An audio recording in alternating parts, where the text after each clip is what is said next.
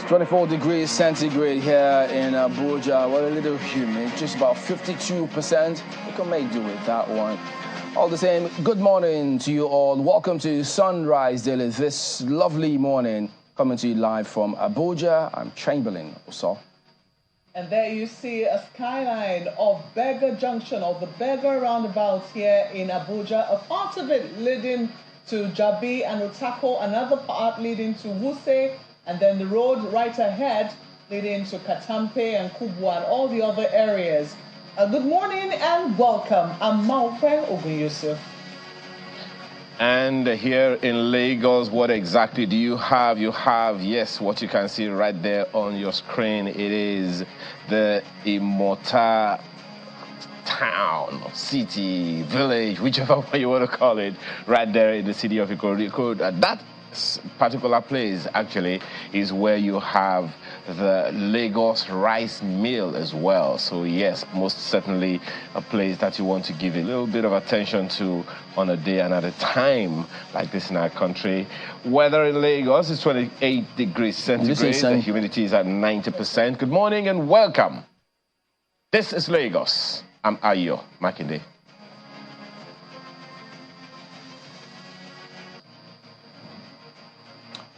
Okay, so today, the protest in different parts of the country, Nigeria Labour Congress hitting the streets today.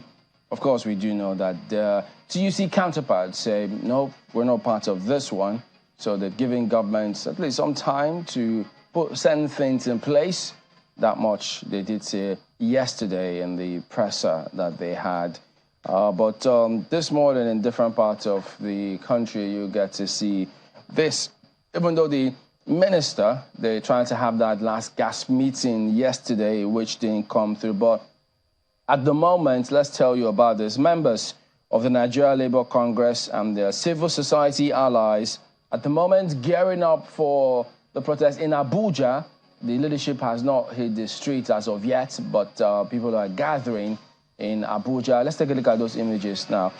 So they are getting set for it. So they're waiting for the leadership of Nigeria Labour Congress to meet them right there. So a number of protesters, they began arriving at the National Secretariat of the NLC, where the protest is scheduled to take off from. So the protesters are expecting to march to the National Assembly, where the leadership of the NLC will submit its letter to the federal government. So a lot of those things happening. So all of the meetings they tried to have yesterday to stave off this protest apparently didn't amount to a lot. So they didn't agree on anything. And so this are the images coming through at the moment here in Abuja. And if you know where the office of the NLC is, the Central Business District.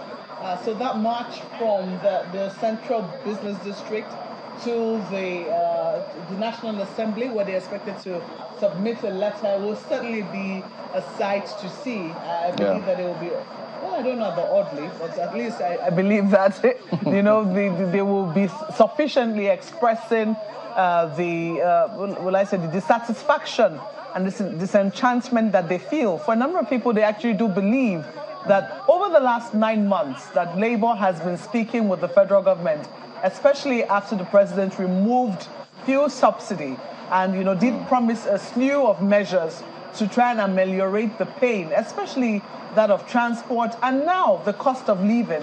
And Labour has actually been patient enough, given federal government enough leeway for them to be able to do something. Yes, we know that the president has set up, the federal government now has set up a tripartite committee to, you know, to look into minimum wage again.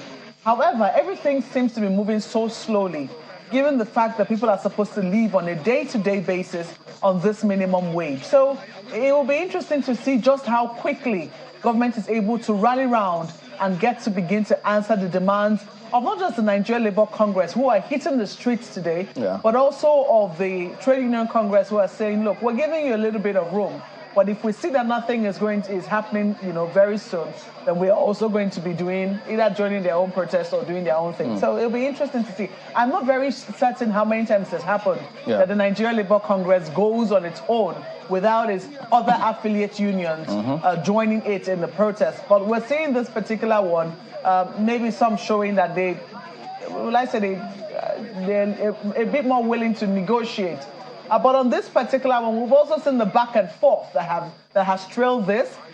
Some people telling Labour to shelve the protest in the interest of national security, but Labour saying, look, we're also here that there are plans to disrupt our protest. So it's not, you don't have, monopoly or blackmail here.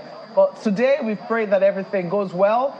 And that, yes, Labour, I don't want to say laborers now, but the workers are able to express themselves sufficiently in a very peaceful way. And at the end of the day, everybody comes back home, the message is gotten, and government rallies round and does what it needs to do to avoid the shutdown. Ayo.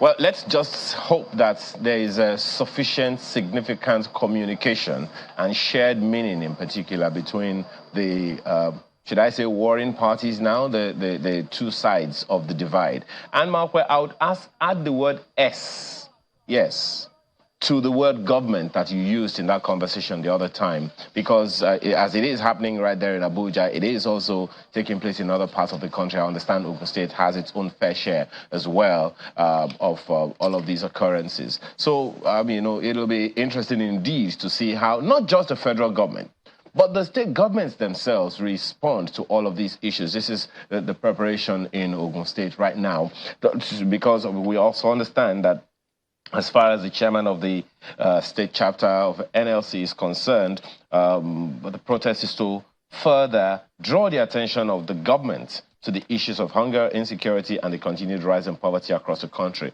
The question you want to ask is, which government? Well, as you can see, placards are already being bandied in Ogun State, and the protest, can we say, has actually begun. They have also assured, by the way, and this is a very, very instructive part of the conversation, that police in Ogun State has assured them of security coverage so that the process is not hijacked. And that is a very, very important thing.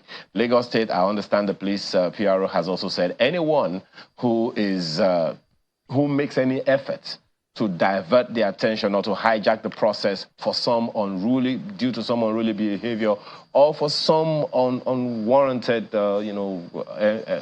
thing for themselves, that they're going to meet the police where it matters. And I think that is very, very instructive. However, it is instructive also to remember if the federal government is given from the federation account, there is a lot more money to be shared between the different federating units. State governments now get more money. Then how does that reflect on the lives of the people? I think that's also a very, very important thing, because this can't just be something that belongs to the federal government alone. Should there be any unrest, any destruction of property, it is going to happen in the states. And a state that does not have peace cannot be governed successfully. Back to you guys.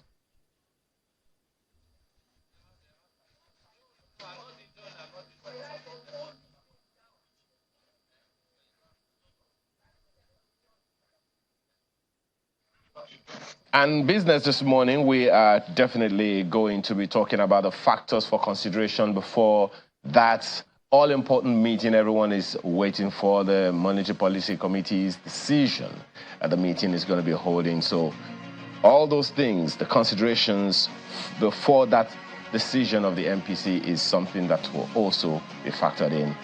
But the details of this you will get on the next hour, which is at 10 o'clock on Business Morning on Sunrise Daily. Now let's flip to the papers today.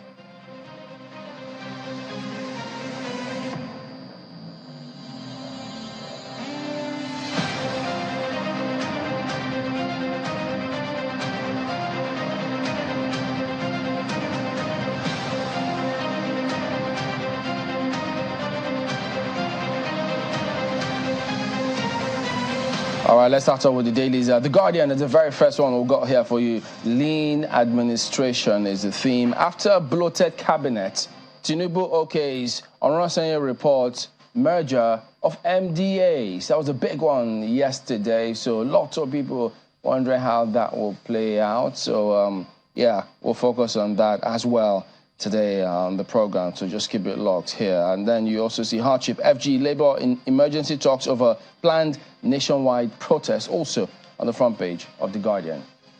Okay, well, you're looking at this one now. Cost of governance. Federal government adopts Oronsaye report, says no fear of job losses. That's what's on the front page of leadership newspapers this morning. Committee to effect restructuring of agencies in 12 weeks. NCDC, NACA, FRCN, VON, that's Voice of Nigeria, others to merge. The story is on page 4 of the paper. You know, some people will say this is really commonsensical, but at the end of the day, you'll find out that maybe it's not that. We'll see what the next 12 weeks hold. Let's not preempt it. Let's leave it there for leadership newspapers. Ayo. Well, the interesting angle of this Nigeria newspaper to it is something, as you would often say, for the eyes, something like that. Earthquake. Yes, that's the term that this Nigeria newspaper uses this morning. Earthquake, as Tinubu to implement Oronsaye report, orders mergers, scrapping relocations within 12 weeks.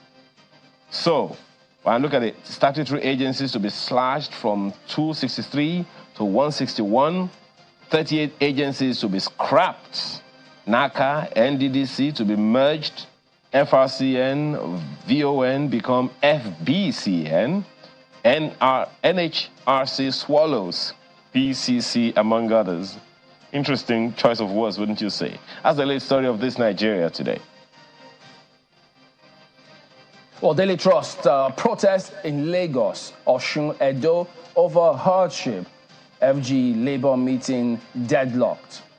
IG put officers on red alert, warns troublemakers. Begin food importation now, TUC tells FG. So all of that you see on the front page of the paper today. And Vanguard also is talking about the protest hardship ahead. NLC rally, protest rock Edo, Lagos, Osun. We're talking about the protest here. We're already beginning to see the visuals. The NLC president is already out of the building. I think you're waiting for him to commence that, but just keeping you updated on what is exactly is happening around the headquarters of the Nigeria Labour Congress. But that's what the Vanguard is focusing on this morning. Fix economy or resign, Edo CSOs tell Tinubu. Will defend protesters nationwide. Police headquarters places men on red alert nationwide. Warns imposters against hijack. CSOs ask members, Nigerians, to join NLC protest. The story is on page 5 of the Vanguard newspapers. Let's leave it there for the Daily. An interesting angle again on the same protest on the front page of the Blueprint newspaper today. Some weeks ago, I think it was the Observer, Nigerian Observer, that was reporting some kind of crack in the labor movement. But it seems like the Blueprint newspaper is raising that issue this morning. TUC to NLC, your protest not solution to nation's current hardship. What does that mean? The details you'll find on the inside pages. Submits 15-point proposal as long short-term measures. And the second rider, Nance, backs out. FG wants protest shelved. Police operatives on red alert. Details of that continue on page 8. But there's one of them that you'll find on page 6 of the Blueprint newspaper this morning. Here, Oronsaye report is also the big focus on the front page of the Tribune here this morning. FEC OK's full implementation 12 years after, Tribune reports this morning. To merge agencies, departments, lists affected agencies. Staff of affected agencies won't lose jobs. Committee get 12 weeks to perfect legal framework restructuring. FG to pay unemployment benefits to youth. Set up customer credit program. Now, how would that work? Sounds interesting, doesn't it? So that's one thing we'll need a lot of commentary, explanation about, so everyone will know how that is also going to work. CSOs protest over high cost of living in Lagos, Edo, Osun, also featuring right there this morning. So, FEC, okay, it's 1 trillion naira for phase 1, Lagos, Port Harcourt, Calabar, Coastal Road. So, still ticking right there. That's Tribune today. And of course, Daily Independent, economic hardship is on their front story. Police assure on safety, security of protesters, warn imposters, place officers on red alert, ask demonstrators to be peaceful. Civil society leaders back nationwide mass protest, warn detractors, imposters to steer clear of genuine struggle. That's a late story on the front page of Daily Independent. You also see that story there, Constitution Review, Reps Committee to prioritize state police, local government autonomy, women. Oh, we'll see how far they go with that last one. Women inaugurated 43-member committee to submit report in 24 months. That's how we leave it for Daily Independent. The Nigerian Observer leads with that one of those big stories this morning. Many federal MDAs to be merged, subsumed, scrapped, or relocated as Tinubu orders speedy implementation of Orosanye report. I'm hoping, Malakwe, that the speedy. There will also be a speedy process of the Constitution amendment. Otherwise, this 12-week position that the federal government has taken on this merger of the MDAs, it's going to be difficult to implement if the Constitution does not align. So let me hope that it's also part of the parade. That's the Nigerian Observer this morning. Telegraph, cost of governance, 100 government agencies to be scrapped/merged. So that's how New Telegraph reports this morning. They have their riders, as always, like some other papers.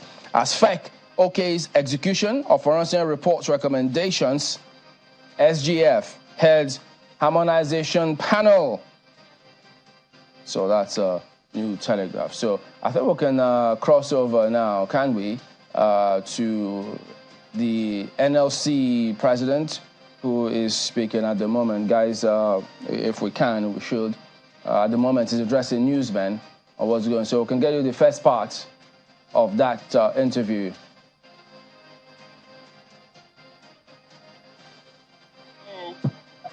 Channels are on because when we start. Can we go now?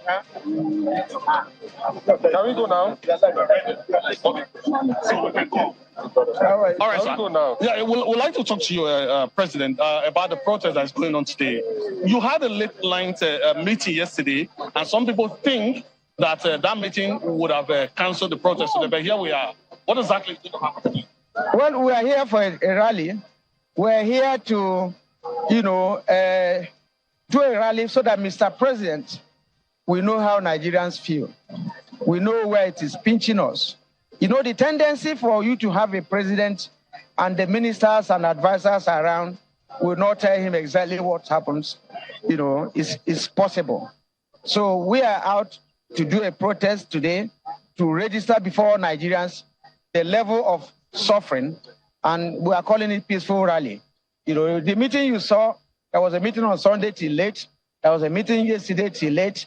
All was aimed at saying, don't come out. But we're out, and out we are for a peaceful rally to tell Nigerians that we are hungry. There is hunger in the land. There's nobody that doesn't know. There's nobody that doesn't know that a bag of rice is about 70,000 now or more. You can't buy Indomie. You can't buy anything. So you say bread is out of reach. With 30,000 naira minimum wage, if you eat a loaf of bread every day, you'll be spending almost 40,000. If you and your family will be on a loaf of. So and somebody is saying we should not say this. We are going to tell the government, we are going to tell the whole world so that they can take measures to know where this is pinching us. Ordinary food produced in this country is being exported because all the countries around us, their currencies are high. Now people prefer to go and sell it there where they will get better money. So and nobody's checking even our borders. Check what is happening in Lagos. The customs say they are selling product they seized, and there were about 7 people that died. Have they compensated for such families? Who is responsible for the death of such people? Because of hunger. There's absolute hunger, and you say we should not say we are hungry. So should we keep quiet and die? The answer is no. So that's why we're coming out. Now, there are also some people who have the view that this protest shouldn't be coming up at a time when the federal government is already negotiating for a new minimum wage. This protest is not about minimum wage. You have to understand it. This protest is about hunger. Both of those that are not working. The minimum wage, when will it be completed? When will it be implemented? What will be the minimum wage that will remove hunger? The UN said that the poorest man should be fed on $2 per day. That's the poorest. And if you have a family of 6 people, at $2 per day by 6 is $12. In a month, you have $360, which translates to about 700,000 naira. Is that the minimum wage you are talking of? Is that what will feed you? On feeding alone. I'm not talking on transportation and accommodation. So what are we saying? Medical.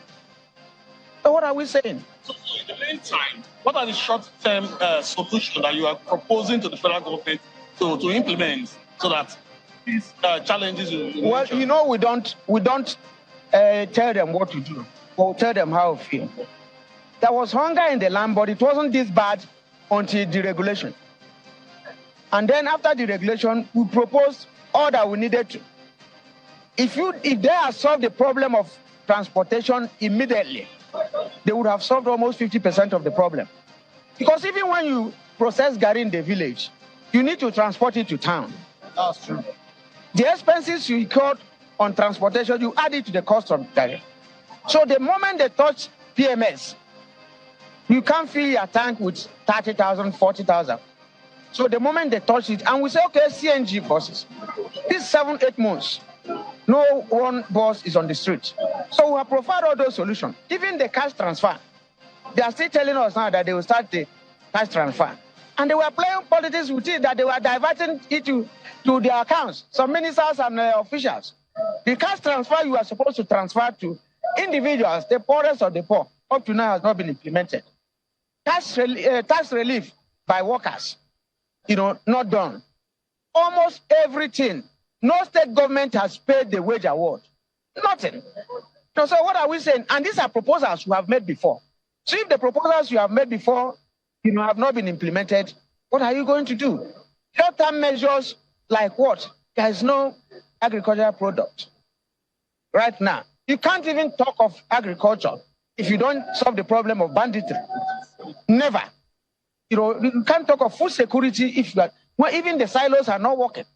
So why are you going to say them? They're not even thinking of greenhouses. The shortage of land is not being addressed. You can't have food sufficiency when you have shortage of land. It's not done. And when people can't go to their farm to farm. So for how long will the workers be on the streets to make this demand? After today, we review our situation.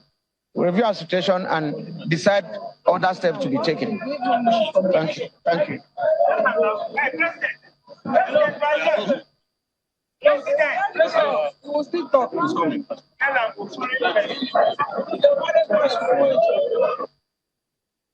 All right, so there you have it. The president of Nigeria Labour Congress, Joe Ajaero, talking to the media about what they intend doing today and why and what they intend to do thereafter. So, but of course, we'll be bringing you a lot more of the developments, not just here in Abuja, but across the country, because we already did bring you some reports in different parts of the country where this protest has kicked off. But do remember that Trade Union Congress, their TUC counterparts, say they're not part of this one. They're giving government a little bit of alternative. Well, not alternative, just... recommendations. I think the timeline, there's a time frame, say after which...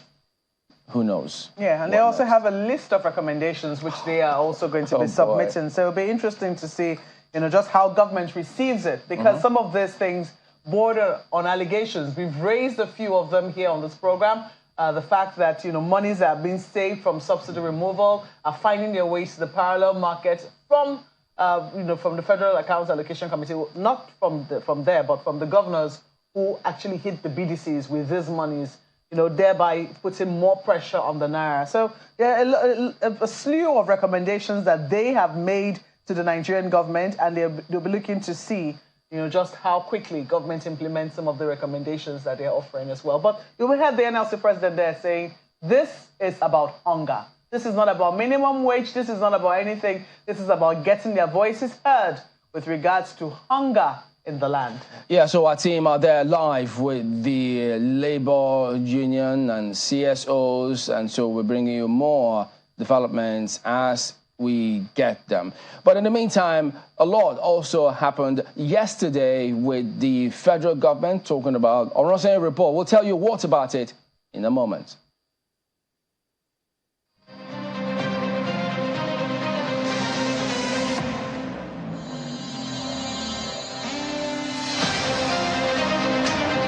Do you know that you can now print all your essential items for events without even having to leave your home? It's the Cash Print Combo Deal for all events. Yes! Weddings, conferences, birthdays, burials, etc. Starting from 495,000 Naira only. You get 50 invites, 50 A2 size posters, 50 16-page brochures, 1 large backdrop banner, 1 roll-up banner, 50 jotters with pens, and 50 souvenir carrier bags. Whatever event you're planning, we can adjust to your budget and quantities. Just send your pictures and other information through WhatsApp, and we shall send a design for your approval. Approve your design, and we will produce with super high-quality digital print technology. We can even arrange delivery to your location. Call us now on 0913-156-5016 or 0812-794-9323 or visit our social media pages. Cash Prints, digital printing at super speed. Big tech wasn't really here. What have they seen in the past 10 years, which is making all of them want to put their HQ here? If you're a business that sees itself growing global, we'll definitely need some sort of like boosts. We need to tap into those existing networks that these big tech companies do provide. Is there a downside to big investment in Africa? Okay. It's a tricky question. We want to be like Amazon, we want to be like Google. Like, this is not, we are not looking to sort of be just another player. For me, big tech is something highly controversial. I see the value of it, but I also see that Africans should stop playing second fiddle to some of these organizations and have the confidence to start building our own technology. They've seen how we are using the limited resources we have to solve real problems.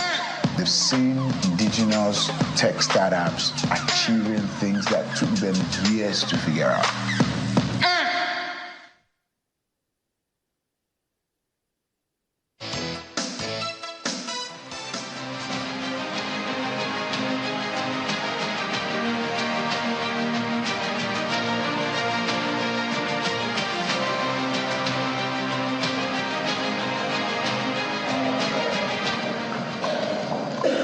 It's the second Federal Executive Council meeting of the year. As usual, in attendance are ministers, some aides to the president, and other government officials.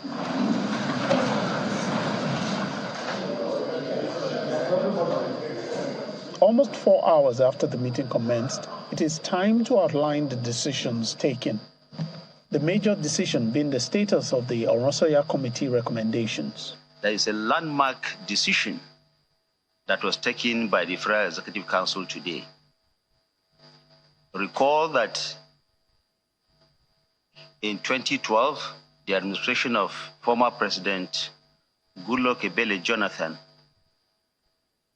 instituted the so-called Oronsaye report. The report was not implemented that year. Another attempt by the administration of former President Muhammadu Buhari in 2014 also failed. And the aspects that are applicable to mergers, as I said, subsuming and scrapping. This time, it has scaled the hurdle and is to be implemented. Our administration has taken a very bold step towards implementation on aspects of the Oronsaye panel report, which speaks to mergers, subsuming, scrapping, and relocation of parastatals, agencies, and commissions of federal government. This is in line with the need to reduce cost of governance and ensure that we have streamlined efficiency across the governance value chain. She then outlines some of the organizations affected. For agencies that are required to be merged, I'll take it. National Agency for Control of AIDS, HIV/AIDS, NACA, to be merged with the Center for Disease Control in the Federal Ministry of Health. National Emergency Management Agency to be merged with the National Commission for Refugee Migration and Internally Displaced Persons. The Border Communities Development Agency to be subsumed to function as a department under the National Boundary Commission. The National Salaries, Income and Wages Commission to be subsumed into the Revenue Mobilization and Fiscal Allocation Commission. The National Blood Service Commission to be converted into an agency and relocated to the Federal Ministry of Health. The team makes it clear that these changes will not lead to staff disengagement. The fact that the Orosanye report has been approved and adopted by Council today does not mean that people will lose their jobs. All those who are employed, whether they have been moved, subsumed, or scrapped, will find accommodation within relevant government agencies. A committee has been given 12 weeks to ensure all legislative amendments and restructuring are implemented to make this a reality. Council has also outlined some guidelines for universities to abide by following their exit from the IPPIS. The universities have also been encouraged to do more in terms of research outputs, even as government promises to provide sufficient funding. From the Presidential Villa, Lanre Lasisi, Channels Television News. All right, so that was after the FEC meeting. So this morning now, it's the FG's plan to implement this Orosanye report that we'll kick off with here today. We've got, as you might have seen in that welcoming image there, Dr. Omar Binda joins us here. He was actually, at the time when all of this was going on, the CEO of the National Office for Technology Acquisition and Promotion. It used to be called, I think it was NOTAP at the time. Good morning. Thank you for coming on. Now, I've not seen NOTAP in this list as part of those that are supposed to be merged. I might have to look again because not that I was expecting to see it. But at the time, you were invited to that committee. You made presentations before that committee. And you've also been in a similar committee to reduce agencies of government. So talk to us about what transpired at the time, first of all. Oh, thank you very much. You know, one great thing about our country and our leaders that our people should recognize is that there is always this urge to make us perform better. Whether it is policy-wise, whether it's institutions, whether it's funding, there's always that urge to actually push us to the next level. And the core issue in all these administrations since 1999 is how do we reduce poverty? How do we create wealth? How do we share and circulate the wealth? How do we create jobs from all levels? And therefore, because of that urge and poverty being big, over 60% in Nigeria, they must look at the implementation structures to see who is implementing what, where is he implementing, how is he implementing. So you could remember back in 1999 when President Obasanjo came in with his team, the very first thing they did in 1999 was to set up the Joda panel. My late uncle, the Ahmed Joda panel, composed of many very well-known, barrister from Plateau State and Adebo Akenke. So, and with Dr. Ali as secretariat. And the first mandate was that rationalize all the poverty alleviation institutions in Nigeria and give us a concise poverty alleviation structure and manning levels and so on. And Joda panel did that. That was when you could remember institutions like NALDA was scrapped, People's Bank was scrapped, Family Support and FEEP and so on, the implementation led to the formation of NAPEP, if you could recall. Yeah. And that was it. And it was implemented, NAPEP was established, and that particular committee went through several committees. Ango Abdullahi had a committee to study the Ahmed Joda report. There was the white paper committee by another committee by the late Professor Borishade, who was the Minister of Education and Power, and the head of service had also participated in the articulating of the white paper. So now NAPEP came up, it started its work, and as we speak, NAPEP itself is scrapped. Even this administration did not meet NAPEP. So then the next administration saw all these efforts by government to take it sharp. So Orosanye, you could recall, was the permanent secretary in the State House. He has very, very rich from being a director, a permanent secretary. He moved to become the head of service of the Federation. Very concise gentleman who wants Nigeria to develop now. And he can face anything. And he was assigned to actually look at this rationalization. He was given all the other reports, the AIDA report, the Amejoda report, the Ango Abdullah, the NAPEP, everything. And that was when we went. I was the Director General of NOTAM. So every single agency, ranging, I think, from 500 to 600 agencies in this country, everybody will go and sit there and participate with Orosani sitting there. And that's where you get their mandate. What have you been doing? And they managed to readjust everything to see overlapping functions, institutional rivalry, lack of efficiency, overbloated staff, and all these things.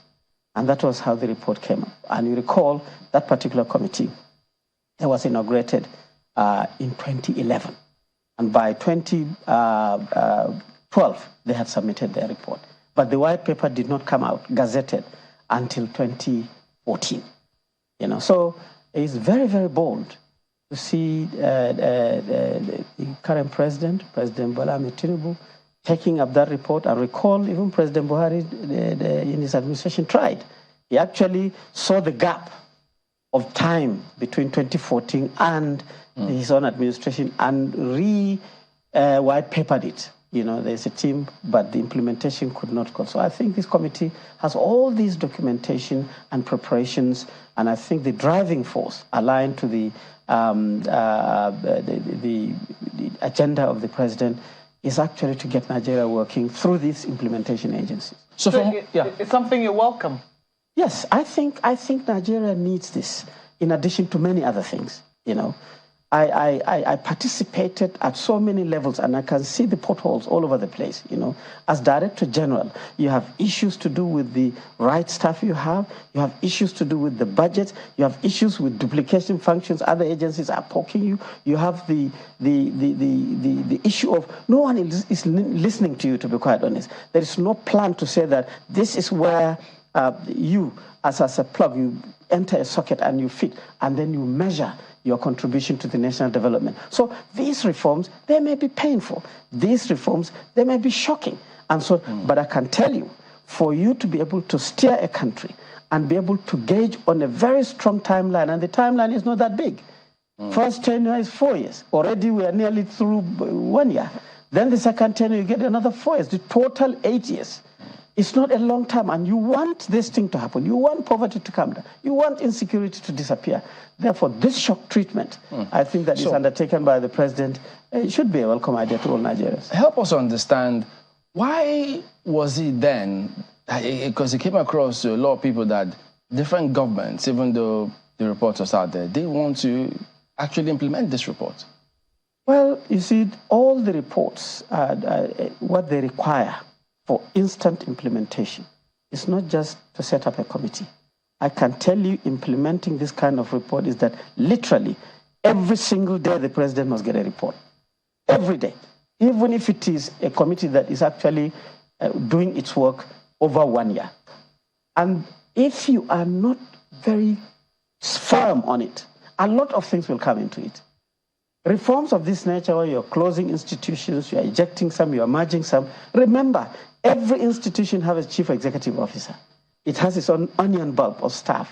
It has its own mandate. It has its own budget, which is law. Most of these institutions, if not all, are established by law of NAS.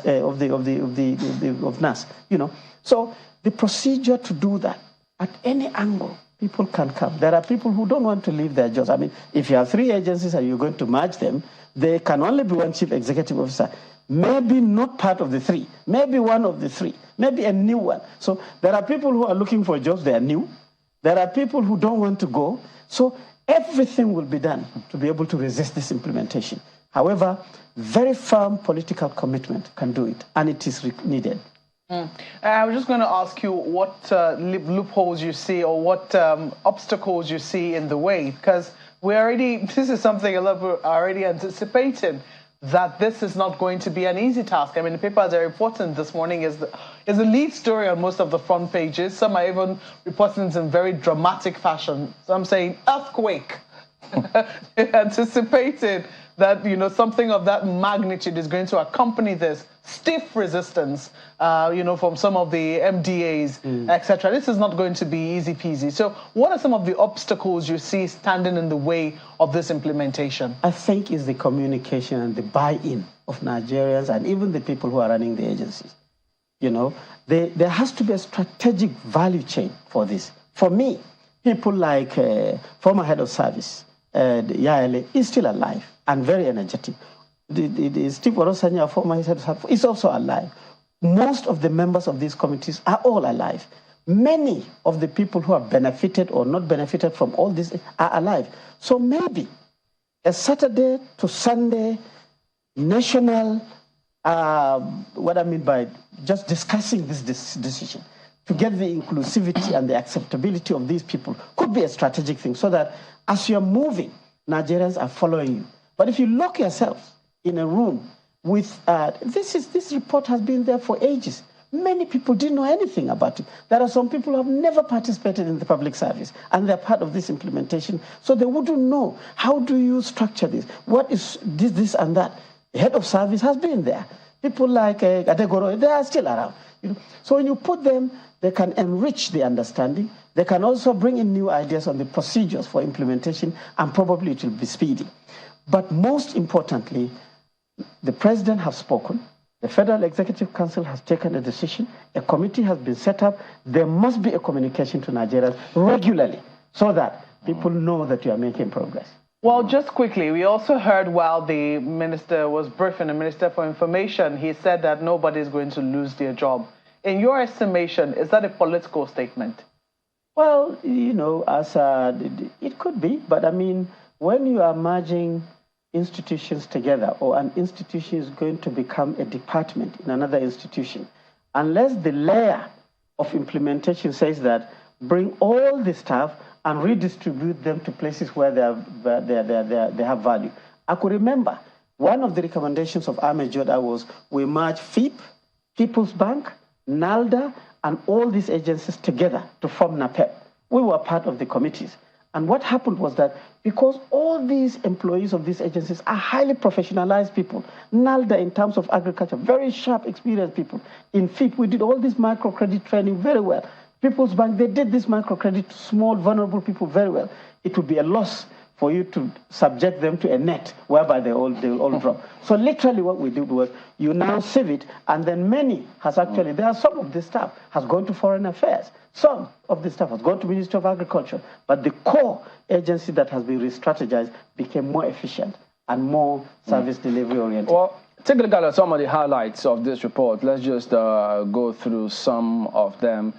Because when that news came through, looking through these slides, the ministries that are going to be streamlined, that are going to be transferred, the ones that will merge. So let's have a look and see as those ministries now are going to eventually turn out. So you also get to see agencies to be scrapped. And so you could see the Pension Transitional Arrangement Directorate functions transfer to the Federal Ministry of Finance. I know not many have heard of that one.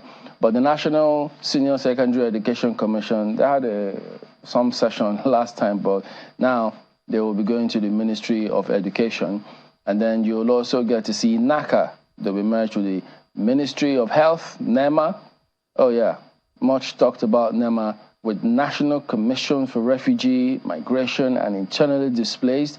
The Army University, NDA. So I think now that also came up at some point now, but you get to see that one. This is BSPR, and then you get to see Film and Video Censors Board. So quite a number of scenarios. Now that came up at that time will now also, they'll be shifted again to the Ministry of Agri and Food Security. NIDCOM will be going to the Ministry of Foreign Affairs. So all of these changes, maybe they are CEOs. If the CEOs do, well, I don't know if I should use the word lose their jobs or transfer to where they will become relevant.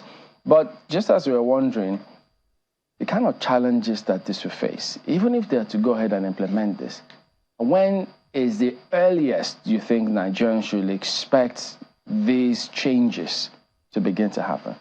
Well, I think the best answer to this is that it is a gradual value chain. If the committee is very, very strategic, they will sieve this report and be able to cut 4 layers. The first layer, things that can be implemented immediately. Instantly, there is no question about it. You can just say, next Federal Executive Council, you hear that this has been implemented. One part. The second is the short term. Maybe in another 6 months or so, further implementation of a little bit difficult. But then you have the medium and long-term ones too, which will require legal adjustments, budgetary implications, these movements. And also, when you move an agency, all agencies are supposed to be policy implementing systems. Ministries are supposed to be policy, evolution systems. And now when you put an implementing institution back to the ministry, then you have to be very, very careful. Unless if you want to turn, like we've seen in the previous years, ministries are beginning to become implementing institutions. They have big budgets, they have projects, they have programs, and so on and so forth, which is not supposed to be so. Ministries are supposed to be core policy. And then we've also seen agencies becoming policy. They are making policies and so on. So these probably in the process of the implementation and reforms can be sieved to concentrate, to get the ministries to concentrate on policy making, to make it easy for the parastatals and agencies at the bottom to implement, and therefore you see the effects. At that time, we were to save some amount of money. Yeah. Was it significant at the time? Well, as at maybe 2012, when the Orosanye Committee submitted, by then our budgets were still in billions. The savings was like between maybe 180, 200 billion savings, if the report were to be implemented at that time. But now we are in the trillions, and certainly when you review these numbers, you'll find that budgetary scales have increased, number of parastatals have increased, even number of ministries have increased. So somehow there has to be a systemic strategy. Do you see the ministers reducing? Well, if the ministries are going to reduce, certainly the ministers will reduce, because ministers head ministries. But there are ministries where you don't have ministers of state and the ministries are big. Possibly there may be some movements there too. So some kind of reform may pop up. But certainly the most important thing is get the agencies, the MDAs, to make sure that following this report and other reports to function better. But we must also have a very strategic system to measure efficiency and impact. It is only that can tell you that you're not doing it or you're doing it. Dr. Bindir, I'm glad that you talked about the core function of civil service or public service, which is about core policy implementation. But I'm looking at the preamble of the white paper on the Orosanye report says, in 1970, the federal government expanded the scope of the operations of the public service from core policy implementation to active participation in all sectors of the economy through the establishment of agencies, parastatals, and commissions. With the benefit of hindsight, do you think we have done well in that regard? Do you think those in public service understand that their job is to ensure the smooth running of the business of government through efficient and effective operations of public service? Well, I think it's a learning curve. Nigeria has come a long way. We can say yes in some areas that we're making progress, and certainly no in some areas. But for me, the actual measure of performance of all our structures is actually the level of poverty among our people. And the poverty is dictated by, first, people must have basic necessities of life: food, shelter, clothing, sanitation, and so on and so forth, everywhere, and this is the purpose of government. At the second level, we must make sure that our people are skilled, they have competencies, they can be able to deliver one or two things as producers or transporters or processors, so that they can be able to get an income. So you are productive and you are creating wealth and you are distributing the wealth, and therefore nerves will become. At the third level, we must ensure that our institutions also develop such that these type of reforms does not shake the system too much. So institutions must mature so that if you're fighting corruption, the institution is concise. If you are doing agriculture productivity and food security, the institutions are precise. If you are doing financial issues. The institution. So this is the three levels of the value chain that I can come up with. But certainly, when you hear reforms of this nature, a very serious government has taken steps like this. It means business. There are lapses, there are shortages, and therefore doing this. Well, Dr. Bidiru, it's also interesting. I mean, Malcolm asked you this question the other time, but, perhaps it begs a revisit.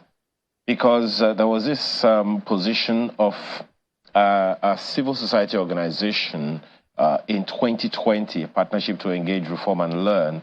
And they were raising some of the challenges that the implementation of the Orosanye report could encounter, one of which is, and I quote, if the government were to proceed with the mergers proposed by the Orosanye report, but commit to not implementing job cuts, it would have to bear unsustainable costs in redundancy and the loss of efficiency and productivity. Do you agree? Well, yes and no. Yes and no because the committee that has been selected, the team of very highly experienced and professionalized people, this factor certainly will be part of the agenda of the implementation. We've had the Honorable Minister of Information very clearly on TV saying that job losses is not part of the procedures for implementing this report, and therefore we should take his word and wait until we see how the committee cascades or breaks the whole report and the implementation procedure. So it's very too early to now start saying yes and no, they will do or they will not do. But I think we should give them the benefit of time to very quickly come up with the implementation procedure, and then the system can respond. Well, another angle to that, about should there be any form of job costs or whatever, speaks to what you mentioned earlier, that one of the reasons for the Orosanye report, the implementation of the report, is to cut the cost of governance. But in that same review, the position that some will also raise is the cost of severance that the federal government will have to pay. In the short run, downsizing the public sector carries the corollary costs in the payment of huge severance entitlements. Do you think it'll be worth the cost in the short, medium, or even in the long term? I think the Orosanye the committee did all these assessments. The White Paper Committee considered all this before they agree or reject some of the recommendations. But on the long run, let people not look at just removing somebody or moving someone to another place, only on money terms. Efficiency is part of these cost cuts or effective utilization of resources. And therefore, if you are putting round pegs in round deep holes, it will stand well and be able to serve you well. This activity alone could actually lead us to higher productivities, showcasing that we're efficient in using our resources, showcasing that we're efficient of using our competencies. But probably the way the agencies are done, there's too much overlapping of functions. Once you have overlapping of functions, you have institutional rivalry. All this constrains institutions to perform very well. So by implementing this, possibly you may not face this type of challenges of paying people off or whatever. Let us not look at it only on the Naira and Kobo level in terms of the implementation, but let us also look at it on the potentials to create jobs and new jobs, the potentials to create new wealth, the potentials to distribute new wealth, the potential to lead our country into a united workforce to be able to make progress, and so on and so forth. This is how you look at the global picture of this type of reform. So it's not just the Naira and Kobo. Well, talking about what you mentioned about overlapping functions, there will be also the issue of territoriality. This is definitely a change management project. And you have mentioned one of the ways in which to approach it, which is that of communication. And those who have occupied a particular level of life now have to come down. Some agencies of government scrapped, never to exist again. Some were never supposed to be in the first place. So what kind of communication should be going to who Because, the civil service is in various layers, the CEOs, level 15, 14, level 15, 16, 17, and lower, and the middle management, as you can say, lower staff, and then those on the lowest rung of the ladder in each of these agencies. What kind of communication and how should this kind of communication be going to these various levels? Because, at the end of the day, we're talking about human beings who have emotions and who are still going to remain in the system. Well, I will answer this question using a very small experience, and possibly you can draw the answer from there. When I moved in 2015 to become the Director General of National Office for Technology Acquisition and Promotion, NOTAP, the responsibility of NOTAP is so strategic that even me, when I went to the institution, it was already 30 years old, a 30 years old agency. Its own function is to say we have so many technology-driven industrial systems, banking systems, and so on and so forth, operating in Nigeria. And we see them till today. Foreigners are doing things. Only yesterday we saw the commissioning of the power plant in Aba, and you saw a lot of foreigners giving the technical services. The question is, should Nigeria continue like this forever? Or will there be a day when you will look at the TV, all the engineers, all the managers, everybody will be Nigerian and the system is working? So that's the responsibility of NOTAP, but it has intellectual property implications.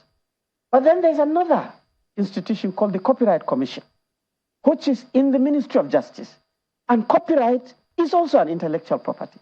But then you have another department in Ministry of Investment and Trade, which is the Commercial something department. They have the patenting, they are the ones to patent Nigerian technology, and they also have the registration for the trademark in that. So here we are, NOTAP is in Ministry of Science and Technology, Copyright Commission is the Ministry of Justice, and then the Commercial Law Department is in the Ministry of Trade and Industry.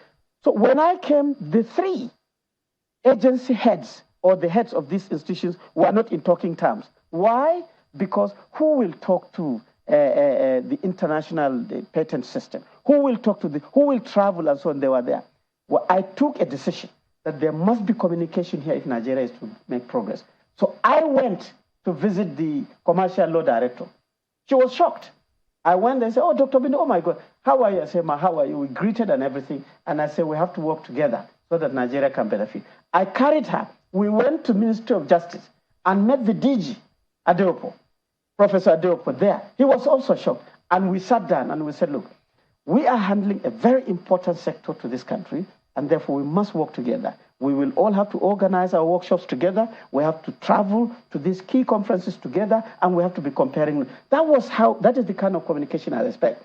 There has to be an institutional clustering, regular consultations. The Federal Executive Council is meeting every Monday. It's not for nothing. This is communication. Okay. So this is the level of communication. There must be human-to-human communication technically. So as we wrap up now, we know that while the federal government is trying to merge this, we also know that the National Assembly is in the business of making laws and also creating new institutions. As a matter of fact, we watched the other day how they're about to create some development, is it the Northwest Development Commission and also the Southeast Development, and the proliferation of commissions are just about to start, more or less. So how do you think that while we're trying to cure something somewhere, we do not end up back where we started with the creation of so many more agencies and parastatals that do not have their home in any ministries or are just standalone institutions? Again, is communication. The National Assembly is a very key institution to this process. Already all these institutions are established by law. These laws must be amended or repealed or whatever. That is their job, and it has to be done very, very quickly. Communication with the executive is very, very important. So the way I look at it is that to safeguard these things constantly happening, we must constantly be reviewing our system. As I said before, poverty tells you if you are succeeding or not.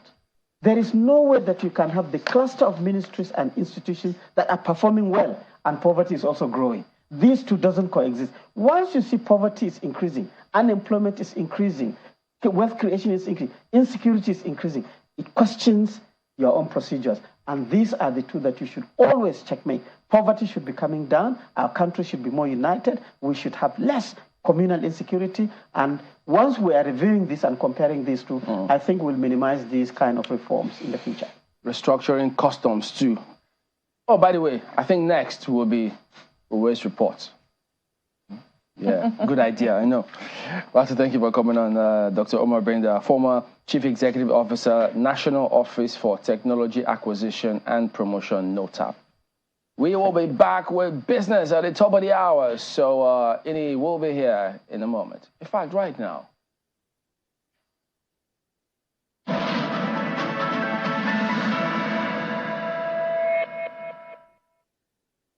That's right, it's right now. Good morning, everyone. Good morning, Chamberlain, Malpe, and Ayo. Well, welcome to this side of Sunrise Daily. This is Business Morning on Sunrise Daily, and it's time to do business. It's a big day for Nigeria today.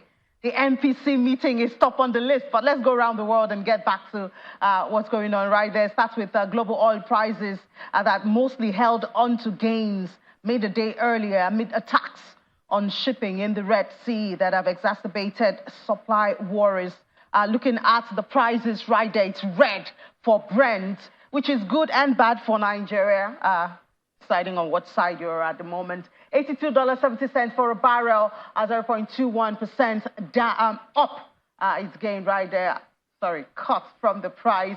And then WTI is $77.77. I wonder if that means something. $77.77 after it gained 0.24% for this morning. And looking at the factors that are driving it, the attacks obviously still there of Iran-allied Houthis in support of Palestinians have increased freight rates and shipping times. On Monday, United States Central Command said that the Houthis had unsuccessfully fired a missile at the U.S.-flagged oil tanker Tom Thor in the Gulf of Aden. On February the 24th, U.S. President Joe Biden has said that he hopes to have a ceasefire in the Israel-Hamas conflict in Gaza start by next Monday. Wouldn't that be a relief? Well, in public, Israel and Hamas continue to take positions far apart a possible truce while blaming each other for delays. Both oil benchmarks settled more than 1% higher on Monday, which followed declines of 2 to 3% for the previous weeks as markets factored in greater likelihood that rate cuts might take longer to come. That is in the United States and not in Nigeria.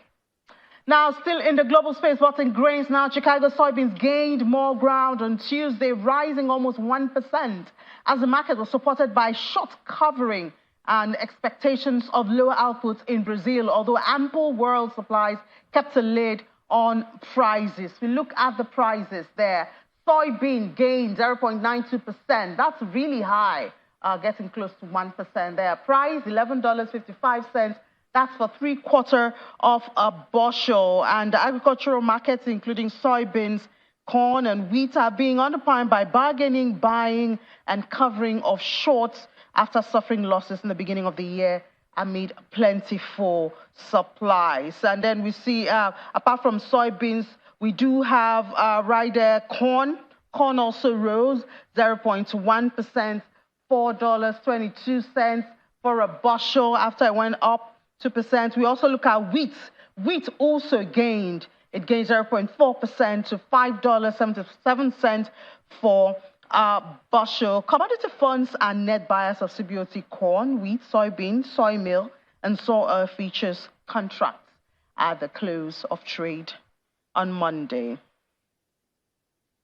Well, let's come back to Nigeria now. It's a big day for Nigeria's economy.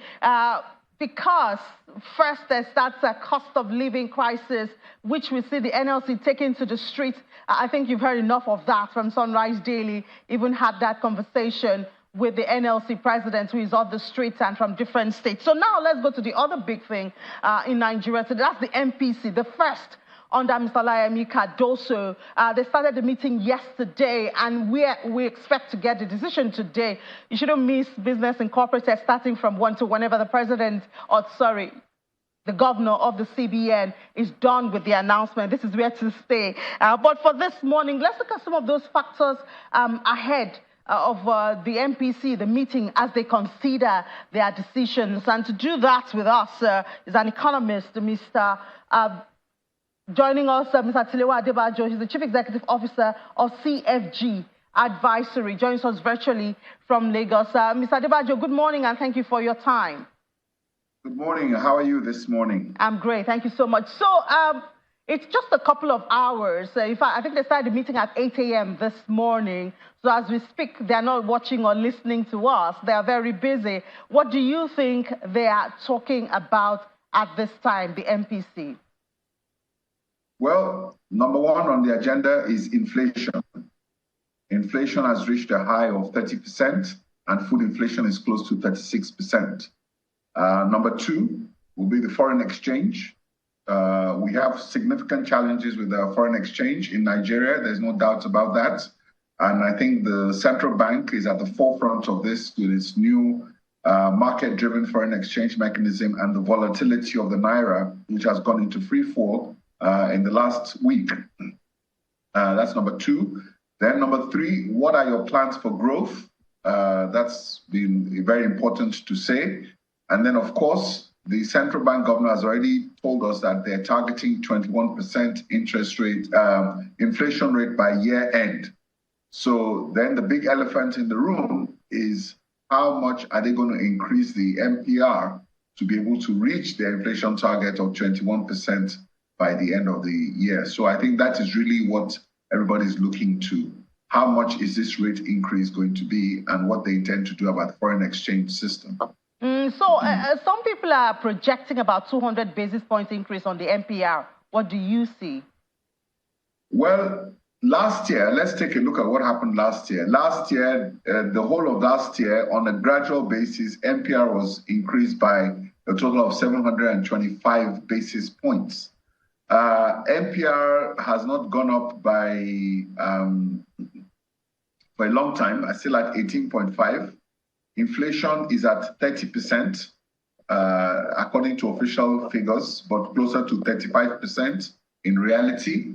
So what you're seeing is that we have a situation in Nigeria today whereby the gap between the MPR and the inflation rates is quite wide, and real rates are negative, and that's why we're changing foreign exchange. So if you also take a look at the money supply data, in 2022, just 2 years ago, money supply was about 40 trillion. Today, in January, it's 93 trillion. So it has more than doubled in 2 years, and it went up by 40 trillion alone between January last year and January this year. And of course, most of that is now because the ways and means, the 30 trillion, has now been reflected in the money supply data. So that is a significant amount of funds in the system that is chasing all kinds of things, including the dollar, because, you know, real rates and real yields are negative. So my own expectation is the fact that there needs to be at least a minimum of 700 basis points increase in interest rates from 18.25%, which is it is right now, or 18.75%, to at least 25%, in order for us to stem inflation and try to cool off what's going on in the environment today. That will be the minimum, in my own opinion, if you're going to achieve reducing inflation by the year end. Well, I must tell you, Mr. Adebajo, that's the highest I've heard, because, you know, they also have to deal with the balance between causing a stagflation in the economy and also mopping up inflation. And when they go as high as 700 basis points, what do you think will happen to the real economy? Well, we need to go through a period of adjustments. You can see that inflation is causing a lot of problems. Food prices, everything is going up. So you need to stabilize the economy on the short term, maybe within the next 6 months. And then, of course, once you stabilize, you can start bringing down rates. Nigeria is already in stagflation. Our growth numbers for last year was only 2.4%. So I think we understand that. So it's also important that we send a clear signal. Otherwise, your exchange rates are going to continue to go haywire. And, it's clear that this new exchange rate mechanism has not been able to take hold because of the volatility. So I think the only way we can stem the tide now and reach price and financial stability, which is the core mandate of the Central Bank of Nigeria, is for us to increase interest rates by at least 700 basis points. What about the notion that a major factor driving inflation comes, from the fiscal side? And so even if you do increase MPRs, it may not reflect in dealing with inflation. Well, you've raised a very good point. So the central bank also needs to advise the fiscal authorities of their own impact. Both the Minister of Finance has said they're going to audit the ways and means financing of the 30 trillion. And the central bank governor has made it clearly that there's no more room for ways and means financing. So I think that has been clear. So if the government stops that and they implement this Oronsoye report and they get into some clear amount of fiscal discipline over the next 6 to 9 months, then we'll begin to see the results. There's no doubt about that we'll see the results. And these are the things that we need to do on the short term. Now, once we're able to achieve stability, then we can begin to cut rates. It's not rocket science. You can see now that in the Western markets, both the Federal Reserve Bank, the Bank of England, and the European Central Bank, their challenges now is after they've gone through a year of rate increases, and they've been able to cut inflation by at least 50% on all three fronts. What they're now saying is rate cuts is now a question of if, not when. It's a question of when they're going to cut rates, not if they're going to cut rates, because they're being cautious now to make sure that things are cooled down before they cut rates. So their own interest rates are now going to be on the downward spiral. There's no doubt about that. The signaling is clear. So they just want to make sure that everything is stable before they begin to cut rates. So we should follow that amount. So you go through a period of tightening. You have 93 trillion naira out there in money supply right now. That's a hell of a lot of money. You need to tighten and, take control of that money supply. And, on a short term, 6 to 9 month frame, after that, we can now begin to ease our rates to be able to achieve growth. And let me tell you something, Nigeria has done this before. In 2011 and 2014, Nigeria's economy grew in excess of 8%. At that point in time, inflation rates was between 11 to 12%, and interest rates were between 12 to 15%. If we achieve those parameters, I have no doubt, historically, it's been proven over and over in Nigeria. If you have those bands if you can keep inflation and interest rates to those bands I just mentioned, we will achieve in excess of 8% growth or more. So, it's not rocket science. The historical data, the regression analysis proves all these things. So you need to stabilize the inflation and reduce interest rates eventually to be able to get some sort of economic growth. All right. And you don't think that the efforts at the fixed income market, we've seen attractive yields there. You don't think that can, contribute majorly to it, mopping up the money? Well, if you talk to any investor in Nigeria today, and the reason why everybody's changing foreign exchange is that the yield curve is negative. You see, on the longer term instruments, inflation has eaten out the yields or the returns on those rates. So the OMO bonds that they've been starting to introduce is beginning to place, they're introducing bonds at an interest rate in which they're targeting inflation to be. So the challenge is that if I'm going to invest in an instrument today, can you assure me that if I invest in an instrument at 23%, can you assure me that in a year's time, inflation will be 21%? That is what you call confidence. If we have the confidence in that market, then you will make that investment today, knowing that the central bank will be able to reduce inflation so that you can make a return. Nobody wants to make a loss. And as long as the yield curve in Nigeria remains negative, because inflation is higher than interest rates, real yields, real returns are negative, people will continue to look for alternative assets, and which is now foreign exchange. All right, thank you so much, Mr. Debajo, for that 700 basis points. Well, we will watch and listen and see if the MPC can do 700 basis point hike on the NPR. Thank you so much, Chief Executive Officer of CFG Advisory, for your time and thoughts. Thank you. All right, now let's go to Reading and continue this conversation with senior analyst with FDC Financial Derivatives Company, Dr. Adesola Sumoni. Been a while, Dr. Adesola. Thank you so much. Good morning. Okay, I think we'll have to wait a bit for him to join us. And let's see how many basis points he thinks that the MPC can hike rate today. But Dr. Adesola, are you there now? Can you hear me? Yes, I can. Good morning, Ini. Good morning. So, Mr. Debajo just is looking for a 700 basis point hike on the NPR. What are you looking forward to? Thank you for that question, Ini. I think at this moment, like you mentioned, there's need for bold action. And if you ask market watchers, we're expecting anywhere between 200 actually to around 250 basis points increase in benchmark interest rates at the meeting later this afternoon. So the Naira gained yesterday, a good one. I mean, appreciated by 8.13%. Even though, yeah, we're still far away from our dream, but we had a little bit of appreciation. I guess we should celebrate those little wins. Do we know what drove it? Is it sustainable? Is it, just a fry in the pan?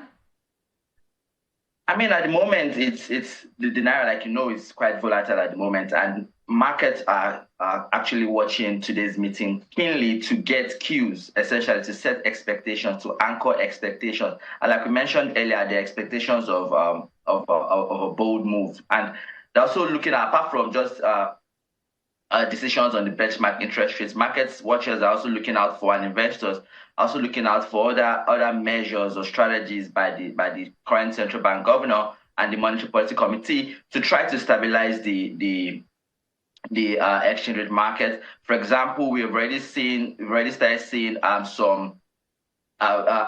central bank governor is trying to pay up those backlogs, which is kind of restoring market confidence. But I think what the investors actually just watching is to see what are the plans to anchor expectation. I think that's actually what is going on. There are big expectations for this meeting, and we hope that the central bank can deliver. We hope that the central bank can deliver. But, I mean, it's obvious that whatever decision they make today is not going to directly feed into the domestic commodities prices. That is still on an increase. Obviously, we know for Nigeria that there's actually a weak monetary policy transmission between the monetary policy rates and then the impact on the markets. In addition, there's also a lag. But I think the biggest thing is just expectations. Like, Ini, we've not had a monetary policy meeting since I think July last year. And also this is the first meeting for Dr. Cardoso. So there are a lot of expectations.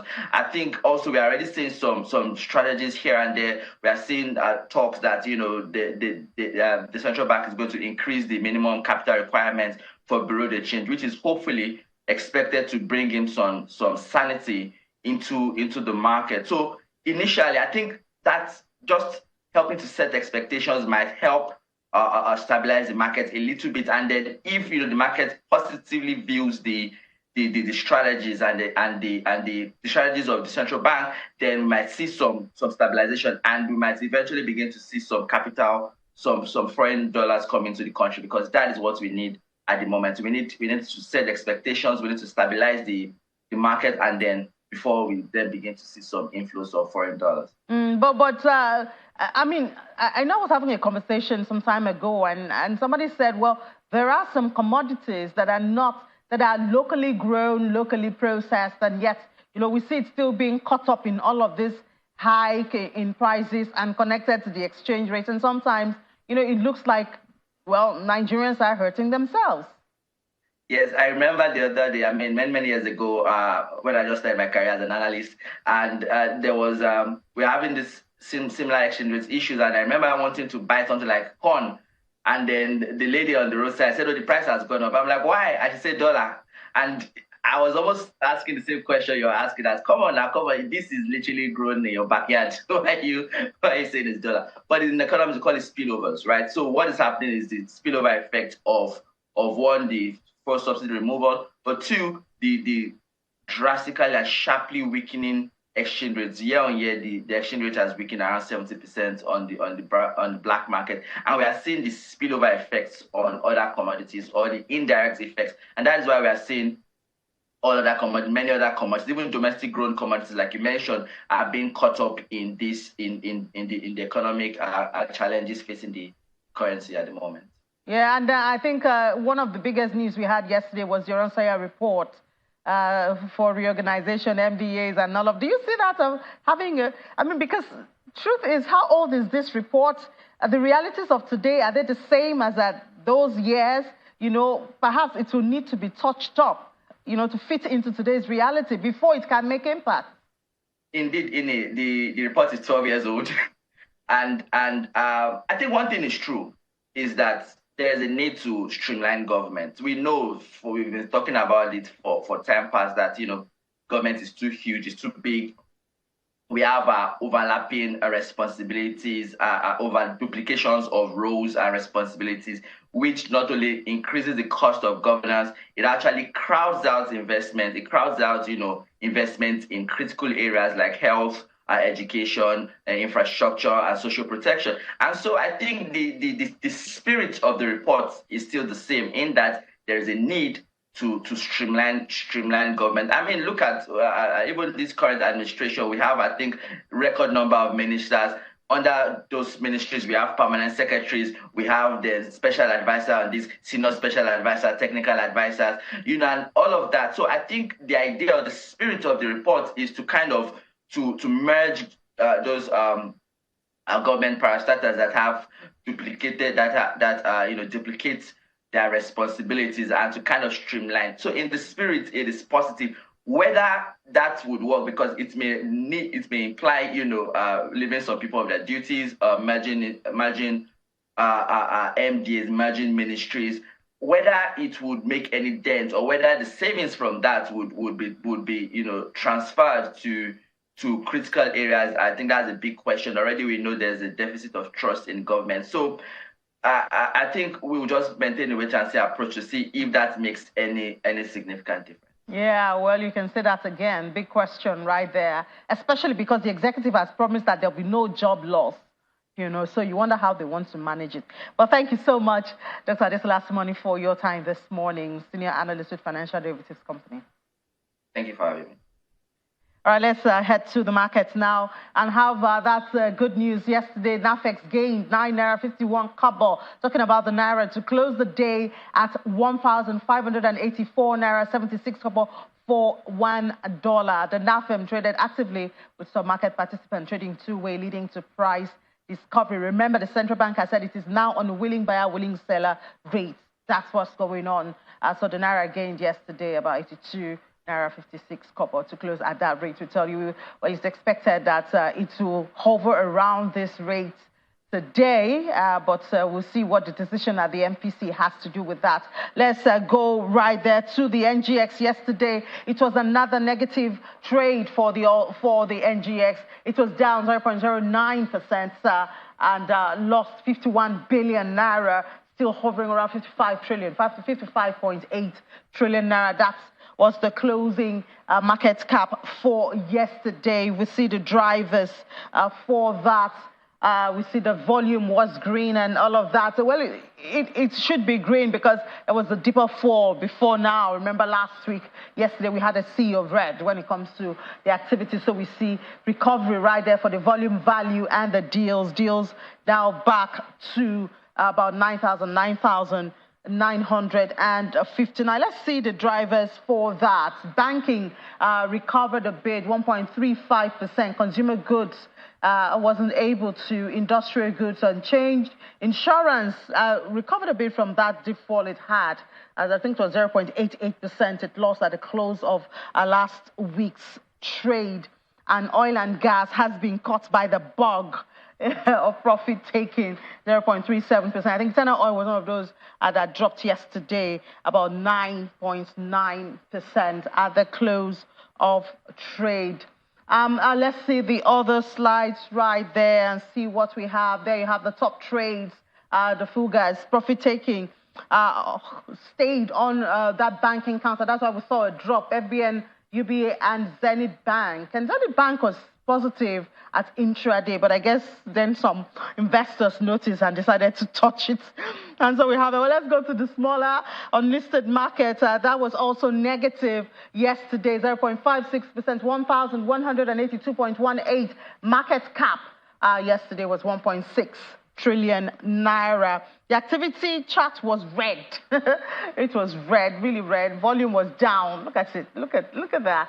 I mean, that's a lot, almost 100% down for yesterday, but only 6 stocks traded in 31 deals. Let's go to the fixed income market and see that the bond market opened the week on a relatively quiet note as most market participants traded cautiously ahead of today. Everybody's waiting for today. As the market progressed, it was observed that there was improved offers across board with emphasis right there on the June 2038 security caught some attention around there. But as I guess that Mr. Adebayo said earlier, investors are looking at the inflation number and comparing it with the yields. If I keep my money here for 1 year, for 2 years, for 90 days, at the close of it, at the maturity of that security, will I really be having value when I look at the rate of inflation? Major consideration for a lot of investors. So for the federal government bond, we had 20 deals worth 16.53 billion naira. Trades were consummated on the short end maturities because, I mean, the short end is just, okay, maybe I can manage. I don't know what's going to happen in a year. I don't know where inflation will be, at the year. But let's look at for the Treasury bill, there you go. 52 deals right there. And we can say that the Treasury bill secondary market recorded calm sentiment, also albeit with a bearish undertone as market players continue to trade with caution, also obviously because of the MPC today. And there we see that it was the February 2025 security that got a lot of attention, even more than the June 2024. I wonder what happened. We need to look at the yields of that. Well, 52 deals right there worth 68.79 billion naira. That's what we had for the Treasury bill. Look at OMO right there from the central bank. Only 8 deals worth 45.42 right there. And December 2024 was the most active right there. 8 deals on it. CSB had 19 deals worth 80 billion naira. So there you have it. All eyes looking at the CBN headquarters and seeing what's going to come out from those 12 individuals who are sitting down there and looking at major factors to see which way to lead the monetary policy too in the next couple of months. And we certainly are following them.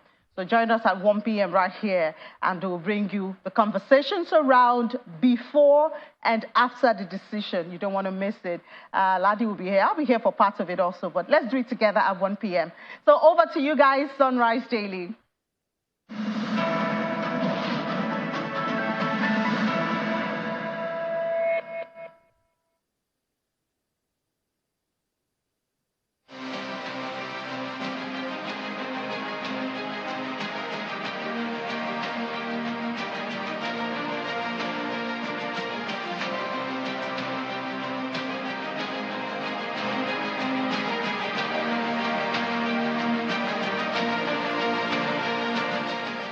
The 15 points that were agreed upon with Labour in the last quarter of last year, in October last year, they have almost all been fulfilled, over 80% compliance by the federal government.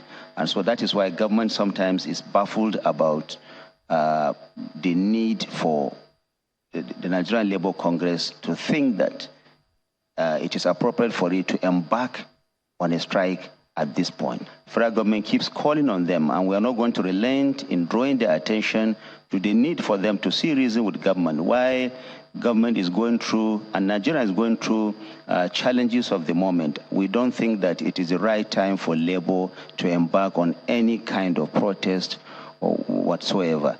Every point that they had laid down in the conversations or discussions we have had with them have been made, except those ones that you cannot just buy off the shelf. For example, the issue of the CNG. So we are calling on the Nigerian Labour Congress to see reason, and we are also thanking other affiliates, organized labor, the TUC, and about 65 other organizations who are seeing things the way that the federal government is seeing by asking them, by saying they are not going to join the Nigerian Labour Congress. All right, so some updates from the field now, having seen that meeting fall through yesterday. Labour have hit the streets this morning. We brought you the NLC president earlier on today. But now let's cross over to our correspondent, Sadiq Ilyasu, who joins us from Kano to give us an update on what is going on where he is. Hello, Sadiq. Hello, Chamberlain. What is actually going on now here in Kano? We are here at the race course where the NLC members have gathered and where the NLC members have gathered and where the NLC members have gathered and where the NLC like Joint Action Front and people from ASU and what have you. We have a lot of them. You can see them wearing different uniforms. And as you can see by that, my right-hand side, there is the leadership of the Labour Congress is addressing some of the members of the Labour that gathered here. What they are actually trying to do now is to march from here, race course, down to the government house, where they will go and present a paper. And with me here, I have one of the leaders of the unions who is right here with me, and I would like to speak with him briefly. Well, my name is Comrade Abbas Ibrahim. I'm the chairman, Kano Council of Nigerian Union of Journalists, who is also the assistant secretary of the Nigerian Labour Congress, Kano. Well, we are aware why you are here, but we'd like to know what are your demands and what will it take for the government to do for you to leave this place? Well, it is very simple. Initially, we had the government and Labour signed 15 demands to cushion the effect of the subsidy withdrawal. This has not been possible. So we felt the people have been subjected to untold hardship. That is why it's just one thing. We're asking the government to put out measures to ensure that the hardship being faced by the people is being reduced drastically. Okay, thank you very much for this brief update. Back to you, Chamberlain. Well, thank you very much indeed, Sadiq. But we can also tell you that the protesters in Abuja have since marched from the Labour Center. They are moving now to the National Assembly, where we intend to bring you, or they will at least talk to them and submit a letter or thereabout. But we'll get you updates much later as we also get them. But now let's go over to Lagos. Well, yes, indeed, some protests also did happen there today, but Ayo's got company. Chamberlain, thank you. All of that, as Chamberlain has indicated, we will be bringing to you back to back. But right now we have Akeredolu, who is Deputy Chairman, Joint Action Front, right here with us in the studio. Thanks for joining us today. It's a pleasure. How are you? Well, did you see this whole, what do we call it now, demonstrations coming?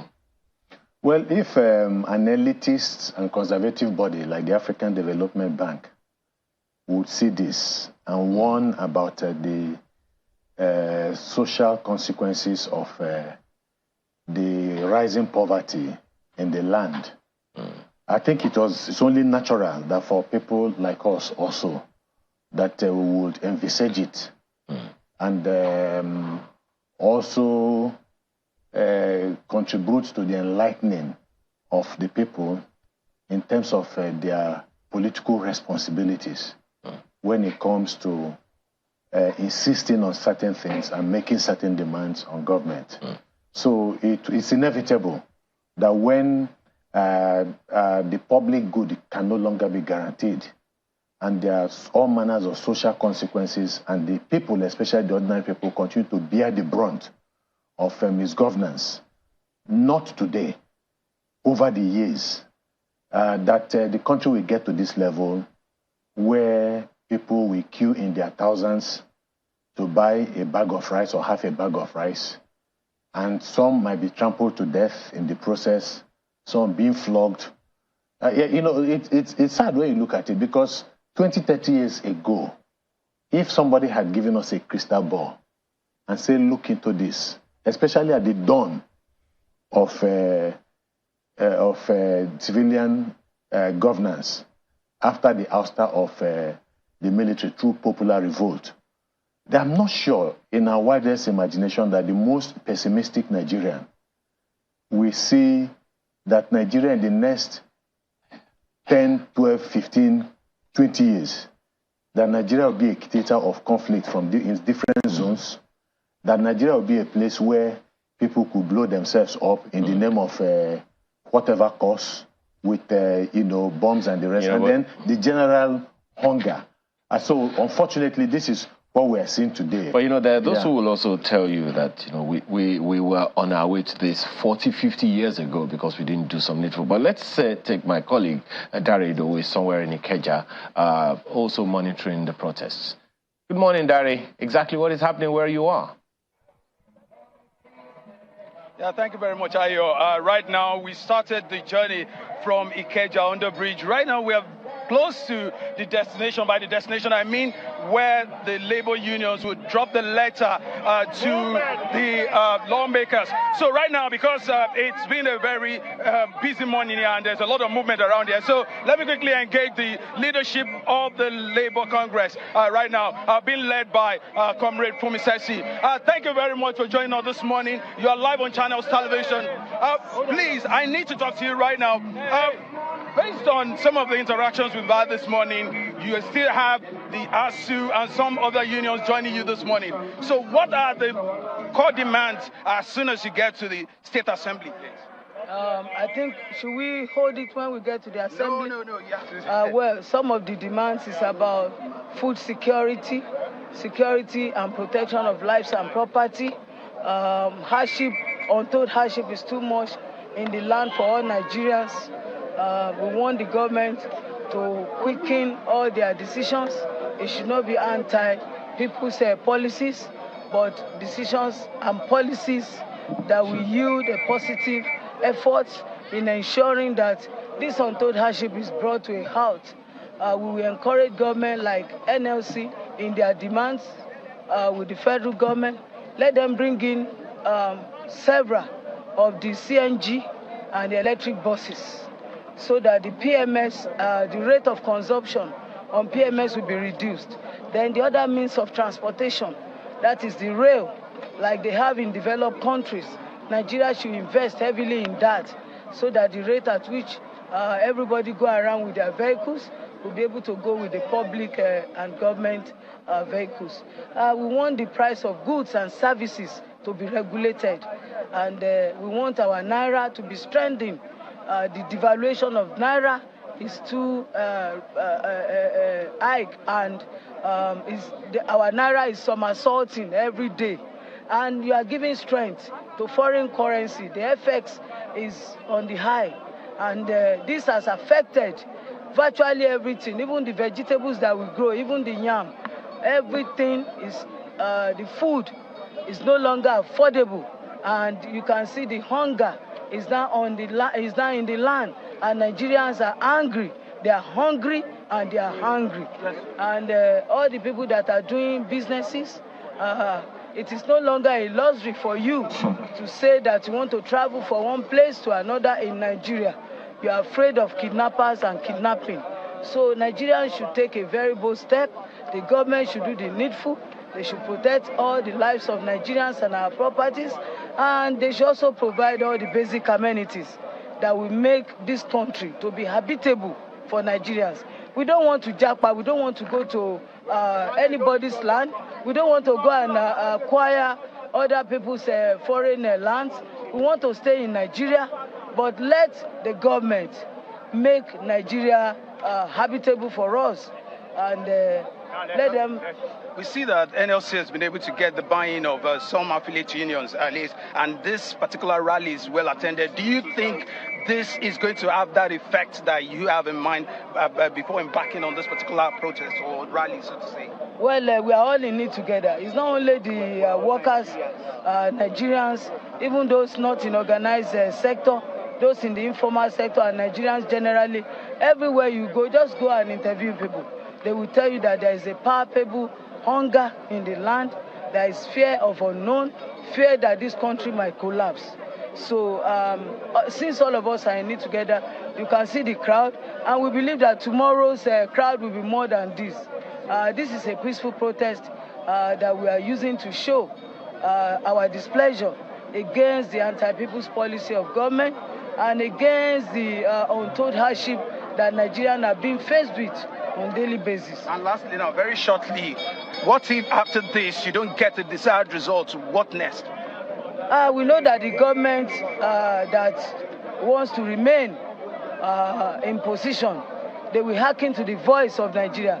This is not only in Lagos, it's going on simultaneously at all the 36 states of the Federation and also the center. So if all of us, we are saying the same language in all the states and also at the center, then the government needs to yield and hearken to the voice of the oppressed and the poor masses.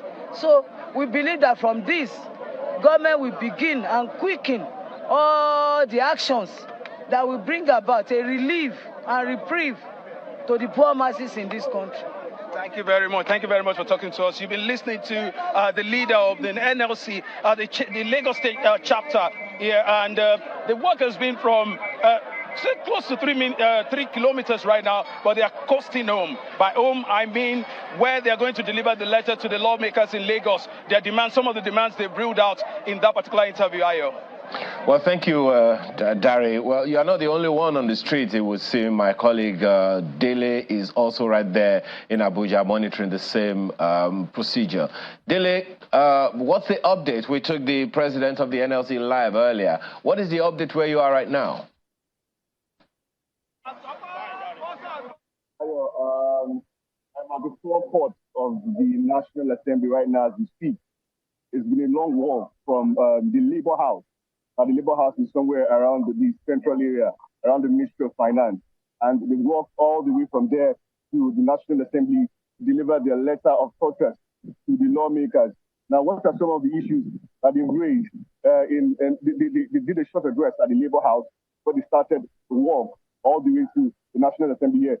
Just right behind me, you can see the protesters, the members of the Nigerian Labour Congress, in front of the National Assembly, the main door that leads into the chambers of the National Assembly.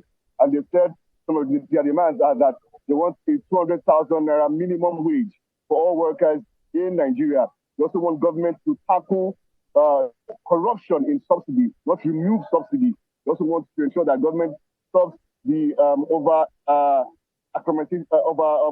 burdening of students in Nigeria by unnecessary increase in fees.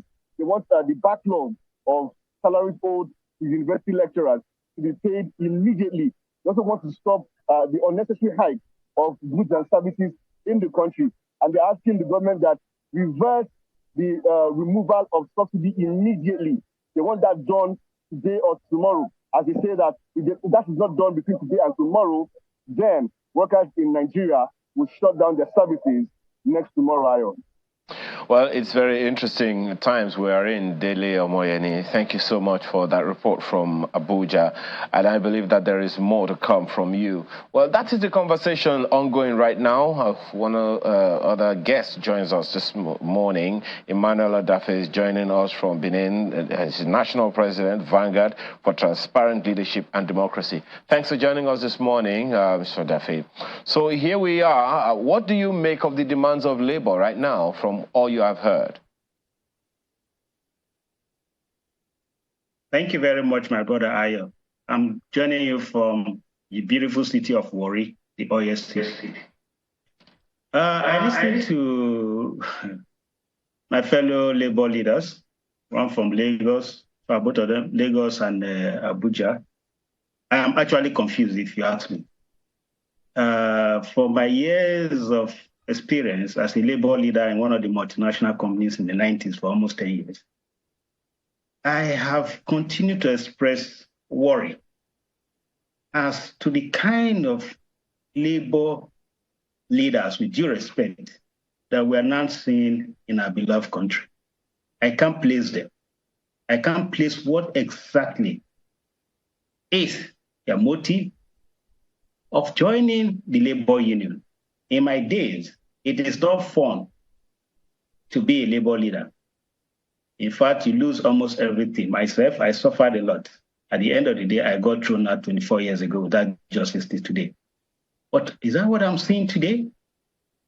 This issue of CNG, right from when they started this their demand, I have opposed them. That it makes no sense. I'm a petroleum engineer. I worked in a multinational company. I have field practical experience of the petroleum sector.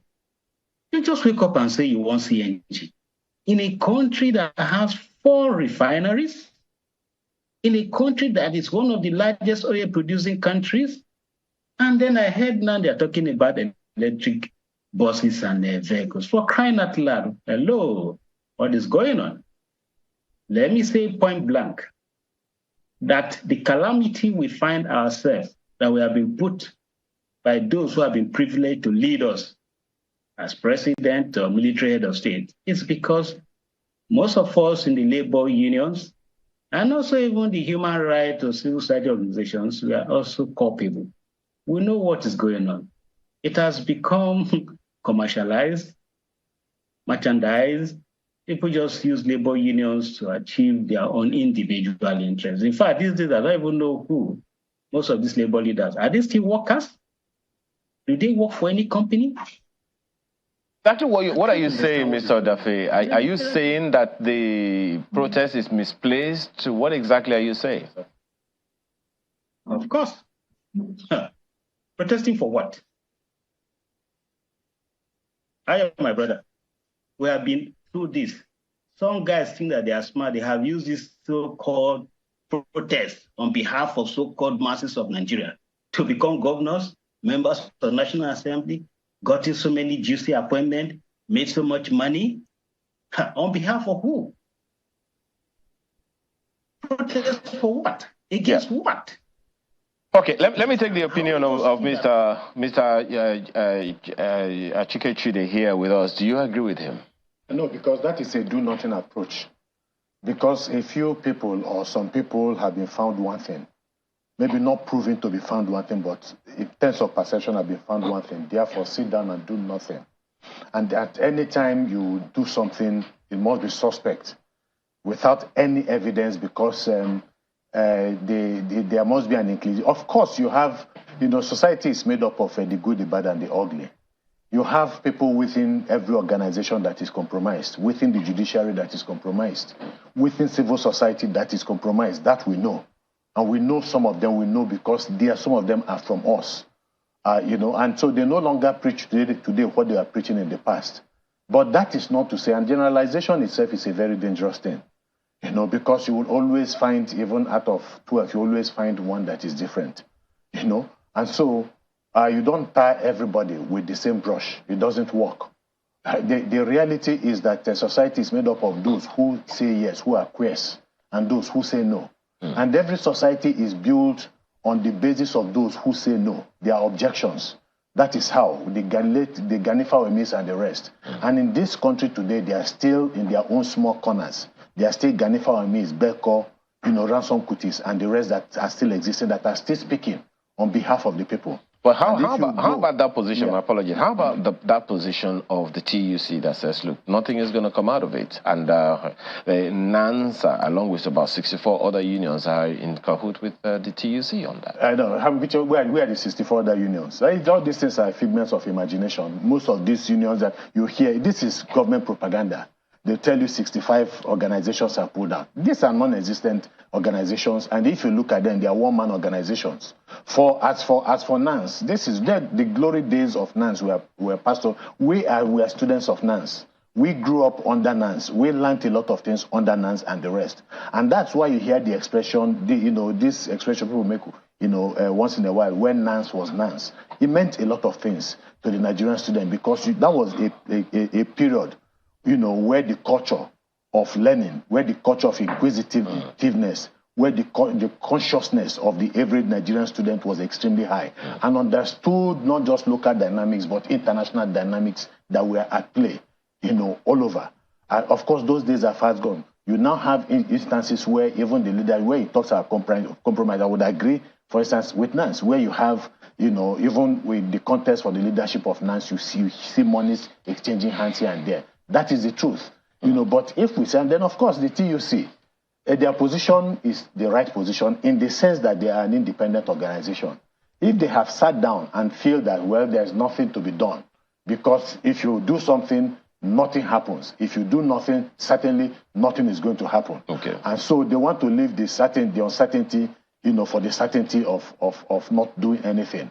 It's their position, and history will validate that position or not, or indict them. Well, Mr. Dafe, you can't deny the reality on ground, can you? You can't deny the fact that, there is a lot of hunger, serious high, increasing cost of living, I dare say. And you can't also deny the fact that it is possible for certain government officials to be insulated from the realities of what's happening to the people when they get into office. Consequently, this protest might just be, as the NLC president said earlier, a way of just announcing to the federal government that, look, these realities are staring us in the face, and we just want you to know, irrespective of how secure your office is. My brother Ayo, nobody is insulated from this problem. The president knows, just like you and I know, what is happening. I've been in government up to a level of a director general too. So that excuse that my brother Jairo or whoever is trying to say, oh, this protest is to draw the attention of those, are they living in the moon? Let's face reality. Look, I can't sit down and allow... Mr. Dafe, my apologies, 1 second. Respect. If you can hear me. If you can hear me, Mr. Dafe, there are those who have gotten into office and have claimed that, look, they didn't even know that these things were happening. We had a president in this country that you are aware of, a particular president in this country whose DG was removed, and he said he wasn't aware. He's just entertaining himself or herself. I can tell you, brother, let's tell ourselves the truth. We can't continue like this. I speak with authority of what I know because I love this beautiful country, the best you can find anywhere. What labor unions have become over the recent years, particularly under this so-called democracy, with due respect.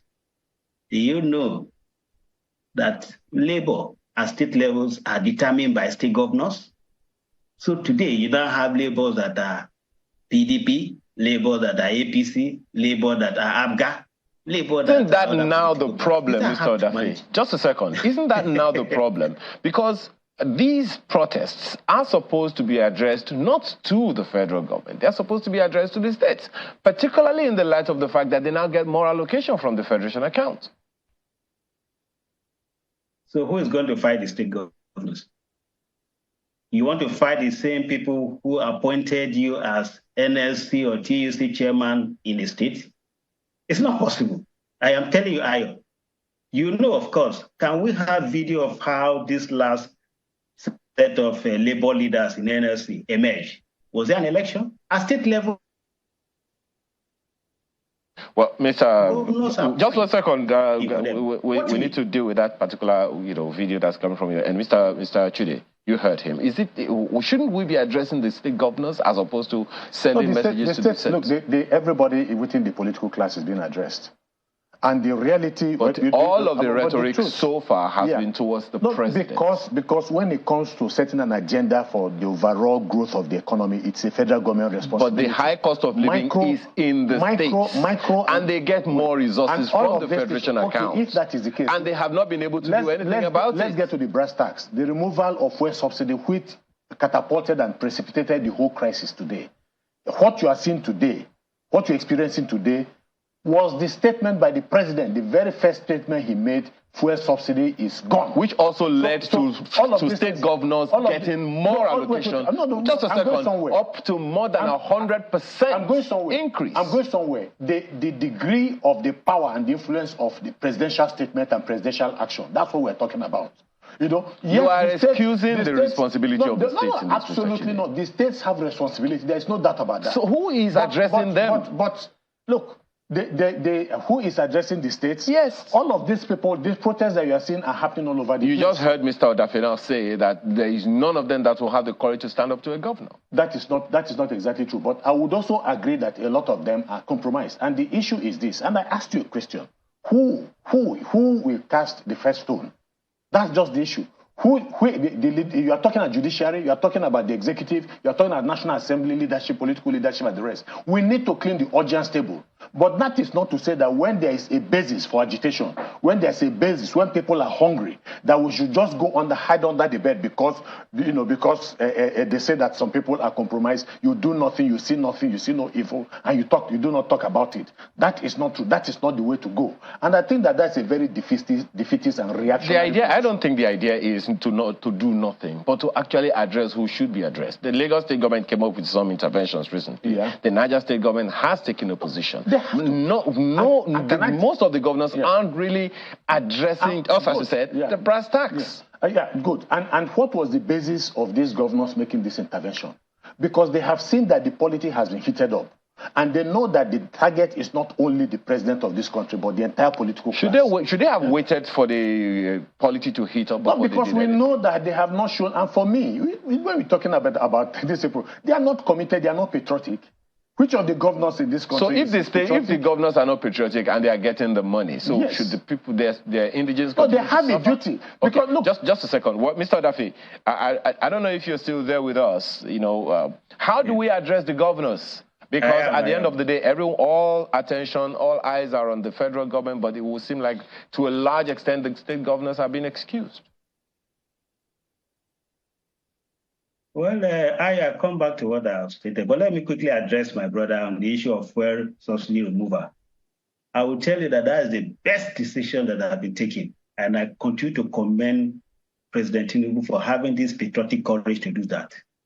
Secondly, terminating the fraudulent dual exchange rate. Two main decisions that, in fact, anyone who understands how this country has been badly looted will applaud the president. My only problem with him, due respect, is that having taken this bold step and taking this right decision, he had no idea of how to manage the situation going forward.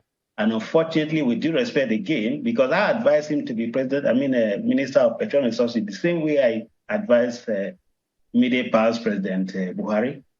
But unfortunately, those that he has, let me not say all of them, that he has appointed into the critical sector of the petroleum sector, either don't understand the intrigues in the petroleum sector, or they don't have the patriotic courage like him. So that's another conversation altogether. Just a second, Mr. Daffy. We are completely out of time, gentlemen. I guess that's part of the reason that he said, look, don't pity us, we asked for the job. This is an ongoing conversation. Possibly we'll even take it up maybe tomorrow or some other time. But for now, we have to thank you so much for being here. Emmanuel Odafe is National President, Vanguard for Transparent Leadership and Democracy, as well as Achike Chude, who is Deputy Chairman, Joint Action Front. And both of them joined us on this program. Thank you so much for your time. And Mr. Odafe, thank you so much. Your contribution to this program is next. Chamberlain. This tweet from Festus, who says, TUC is correct. NLC protest is not the answer. It will not put food on the table of Nigerians immediately. The Mama Put approach of Lagos State is a good approach that will protect the less privileged people in Lagos from hunger. Let the other 35 states replicate it, and we will have a hunger-free Nigeria. The Sunday Market Initiative of Lagos State is also a product of strategic thinking, but it should be led by the community, and the Dangote, Otedola, and those with deep pockets should chip in. Well, I do know that Mr. Akeredolu had said before that he wanted to run a kitchen, an open kitchen. For Lagosians. So it'll be interesting to see if he'll be chipping in on this one. Also, UCS is writing this one, says emerging scrapping and subsumed agencies is a good initiative which should be applied in securities architecture like FRSC, VIO, Fire Service, and Civil Defense, which should be merged into the Nigeria Police Force, he says. Well, so many other things to say, but we are completely out of time, gentlemen. Thank you so much, and ladies. Thank you for your time this morning. Have a wonderful one. I'm Ayo Makinde. Indeed, we see this one from Agbola Bolade, mail from them, and also from Dixon Eka, who's writing in from Abuja. Thank you so much. We appreciate your feedback. I'm Maukwe Ogu Yusuf. I'm Chamberlain, sir. Goodbye.